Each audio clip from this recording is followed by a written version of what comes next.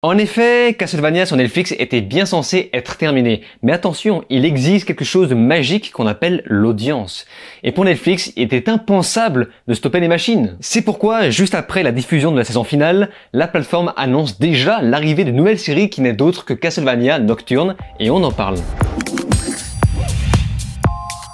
Salut à tous, c'est Vince sur Plot Time, et aujourd'hui, on se retrouve pour parler d'une nouvelle série d'animation américaine du nom de Castlevania Nocturne, une série apparemment de dark fantasy, même si bon, c'est plus approprié d'utiliser le terme de fantastique, puisque rappelons que cette série est censée se dérouler dans notre monde du Moyen-Âge, et plus particulièrement en France en 1792 dans cette nouvelle série, puisque je le rappelle, la fantasy c'est un univers indépendant. Le tout a été créé et écrit par Cliff Bradley, qui n'a pas bossé sur la première série, donc ça peut inquiéter, mais rappelons quand même que Warren Ellis avait quitté le projet bien assez tôt dans l'original.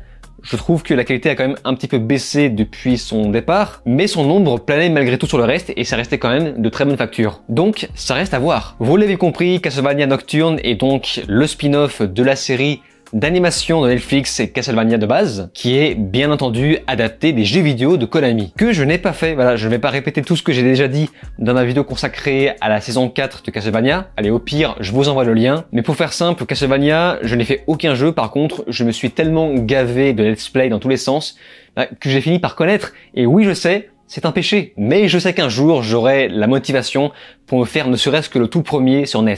Comme je l'expliquais au début, Netflix n'est pas parvenu à conclure correctement sa série, qui était pourtant partie sur des bases cruelles dans son univers, sans pitié, mais ils ne l'ont pas fait car ils voulaient conserver leur audience. Et c'est dommage parce que j'attendais vraiment quelque chose de plus sauvage, de plus cruel pour la fin de la série Castlevania, en prenant en compte toutes les libertés qu'ils se sont permis de prendre durant la série. Cette fois-ci, ce nouveau show ne sort pas complètement de nulle part puisqu'il est inspiré de Castlevania Rondo of Blood, donc Castlevania Dracula X pour les intimes, un jeu, si je ne me trompe, sorti en 93. Il s'inspire également de sa suite très connue Symphony of the Night. Bref, du peu que j'ai vu, ça a l'air quand même, avouons-le, un peu stylé, donc si vous avez hâte de retourner dans ce monde cruel et glacial, eh bien suivez-moi pour voir ce que ça vaut.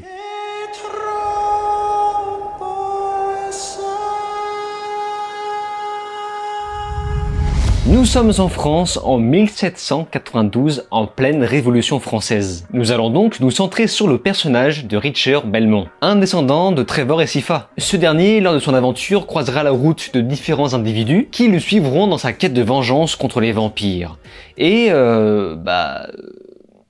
c'est tout en fait. Bon alors je vous avouerai qu'au démarrage, je n'étais pas spécialement objectif, car dès l'introduction, en voyant toute cette qualité visuelle de dingue, j'ai tout de suite compris que j'allais kiffer quelle qu'en soit l'écriture. Hélas, le temps passe et je me rends compte que j'ai parlé un peu vite, car au démarrage, j'oublie à quel point l'écriture a son importance dans une histoire, surtout dans une série. À vrai dire, Nocturne n'ira pas plus loin que son histoire de vengeance humain contre vampire, où plusieurs personnages trouveront un point commun qui les anime dans une seule et même quête de vengeance. Et le problème dans tout ça, c'est que la première série avait déjà mis la barre bien trop haute en termes d'enjeux. Alors qu'ici, dans cette version 2023, on se retrouve avec un espèce de reborn classique, mais avec des messages plus actuels, comme toute bonne série américaine progressiste, mais on en reparle tout à l'heure. Bon, il y a quand même un effort de fait sur le développement. Chaque personnage n'a pas été placé là par hasard. Tout le monde a quelque chose à raconter et des démons à cacher. Même si, attention, on a l'air de s'écarter énormément des jeux, et je laisse les érudits développer tout ça dans les commentaires pour savoir si je me trompe ou non. De plus, les personnages m'ont semblé moins profonds spirituellement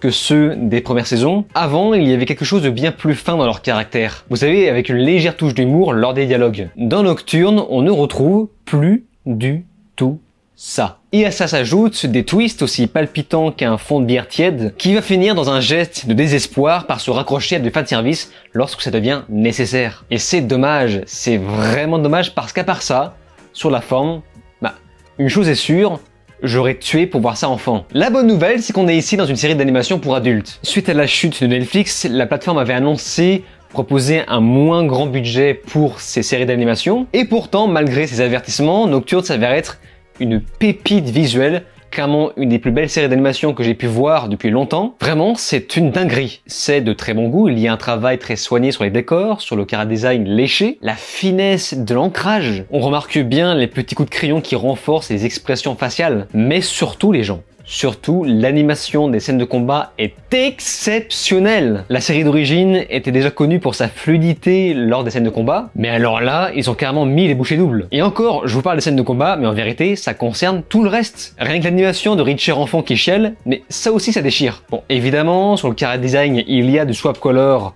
par rapport au jeu, donc voilà, on reste sur Netflix, puisque Netflix a absolument besoin d'ajouter des quotas de diversité, et c'est pourquoi on se retrouve avec ce swap color, et il y en a même beaucoup. Je dirais même plus que toutes les couleurs de l'arc-en-ciel sont bien là. Vous aurez même du LGBT comme Netflix adore faire, à tel point qu'on n'a même pas de sexe entre les hétéros. Ouais, c'est presque à se demander comment ils font pour se reproduire. Ce genre de liberté, moi ça ne me dérange pas si ça apporte une plus-value. Exactement comme pour la première série, surtout que beaucoup de designs des personnages sont bien différents des jeux au-delà des couleurs de peau. L'important pour moi est de respecter malgré tout la cohérence du lore. Car encore une fois, je rappelle que l'histoire se déroule en France en 1792. Dans cette nouvelle série, le swap color va donc servir de propos Black Lives Matter, ce qui fait rappeler que Netflix, malgré tout, ne sait plus raconter autre chose. C'est un truc de dingue. Aujourd'hui, toutes les productions qu'ils font tournent autour des mêmes sujets. Surtout que, bon sang, ils en font quand même un peu trop, voire même beaucoup trop, jusqu'à vraiment s'éloigner totalement de l'univers de Castlevania. Et nous, forcément, on n'aime pas trop ça. Nous devons rejeter le dieu des Blancs cruels pour ne plus écouter que la voix de l'émancipation.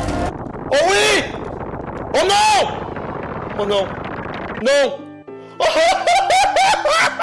Vous savez, ce propos, on le retrouvait déjà dans la première série et c'était vraiment parfait, subtil, bien écrit. Mais là, j'ai l'impression qu'ils sont soit obsédés par le sujet, soit ils ne savent plus quoi raconter d'autre. Mais bon, écoutez, l'ethnicité de cette série est à peu près justifiée dans l'histoire. Et tu vois, Netflix, c'était pas compliqué à faire. Donc en termes de logique d'univers, on peut à peu près dormir sur nos deux oreilles. À peu près, en tout cas loin de la série The Witcher. À part ça, j'ai regardé la série en VO et le doublage est plutôt correct, à quelques exceptions près.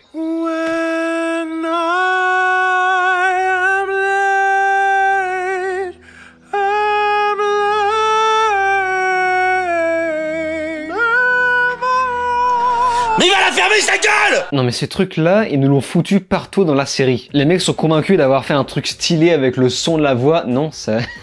Putain, ça marche pas. Ils en sont tellement fiers qu'on l'entend dans la bande-annonce. Alors que me concernant, j'ai juste eu envie de lui balancer une tomate dans la figure. Pour en revenir sur le doublage, la VF aussi est correcte, car j'ai quand même jeté un coup d'œil dessus. Disons juste que ça manque d'un poil de panache. Hélas, point de générique, ça manque vraiment pour une série de cette qualité visuelle. Mais heureusement que l'ambiance musicale est là pour relever le niveau, avec un véritable orchestre, des violons. J'adore. Globalement, je suis vraiment surpris car je ne m'attendais pas à une telle qualité visuelle. Mais c'est juste vraiment dommage de voir que Netflix aujourd'hui ne sait plus rien raconter d'autre que ses obsessions, ça tourne toujours autour des mêmes choses, Black Lives Matter, racisme, romance gay, méchants chrétiens aussi, on y a eu le droit. Alors que Castlevania, s'il vous plaît, on lançait de l'eau bénite. Ou encore émancipation féminine. Oh, elle pourrait être l'égalité ou la fraternité. Seul un homme peut incarner la fraternité. Ça vient du mot frère. La petite cernité alors. Mais n'importe quoi. Alors oui, ok, il y a plusieurs sens dans le mot fraternité, dont un qui ramène aux frères, mais cette réflexion est aussi débile que de se dire « Et un mot de la même famille, ça veut dire que des lettres peuvent être frères et sœurs ?» Bah non. Bon bah du coup on remerciera une fois de plus BlackRock pour son merveilleux travail. Sans ça, peut-être que Netflix évoluera un jour, mais j'en doute. Parce que là c'est vraiment resté gravé trop profond. Mais autrement, ça reste quand même qualitatif. Et ça m'a presque donné envie de revoir la première série. Je recommande surtout ce nouveau show pour ses scènes d'action d'une perfection rare. Et en plus de ça, ça se regarde très très vite, c'est plutôt court, on n'a que 8 épisodes. Donc si certains ont déjà vu cette série, n'hésitez pas à me faire part de votre avis dans les commentaires, j'y porterai attention. Et c'est donc sur ces mots qu'on se laisse, n'oubliez pas de vous abonner à ma chaîne YouTube, cliquez sur la cloche, souscrire si vous le pouvez, et de me rejoindre sur les réseaux sociaux. Je vous dis alors ciao et à la prochaine.